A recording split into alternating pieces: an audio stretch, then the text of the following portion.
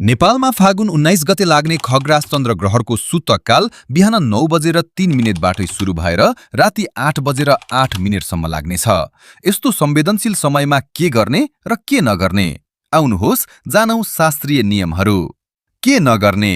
पहिलो कुरा, सूतक लागेपछि र ग्रहण अवधिभर भोजन नगर्नुहोस्। यद्यपि बालक, वृद्ध र बिरामीका लागि यो नियम अनिवार्य छैन। ग्रहणको समयमा मूर्ति स्पर्श नगर्ने, मन्दिर नजाने र सम्भोग वा शयनबाट टाढै रहनुपर्छ। विशेष गरी गर्भवती महिलाहरूले धारिलो हतियार जस्तै चक्कु वा कैची नचलाउनुहोला र ग्रहणको समयमा बाहिर ननिस्कनुहोला। के गर्ने? ग्रहणको समयलाई मन्त्र साधना र ध्यानका लागि उत्तम अवसर मानिन्छ।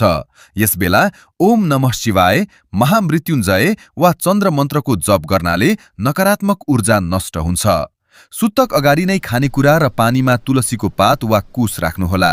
ग्रहण समाप्त भएपछि अर्थात् राति 8 बजेर 8 मिनेटपछि शुद्ध पानीले स्नान गरी सेतो वस्तु जस्तै चामल, दूध वा चाँदी दान गर्नु निकै फलदायी हुनेछ। होली र चन्द्रग्रहण। 2082 सालको होली पहाडमा फागुन 18 र तराईमा फागुन 19 गते मनाइँदैछ। तराईमा होली मनाइने दिन नै ग्रहणको सूतक र ग्रहण परेकाले विशेष सावधानी अपनाउनुहोला।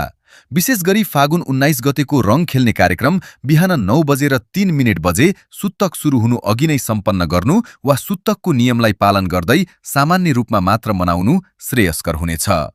ग्रहणको समय साँझ 6 बजेपछि भने कुनै पनि उत्सव वा रङ खेल्ने काम गर्नु हुँदैन।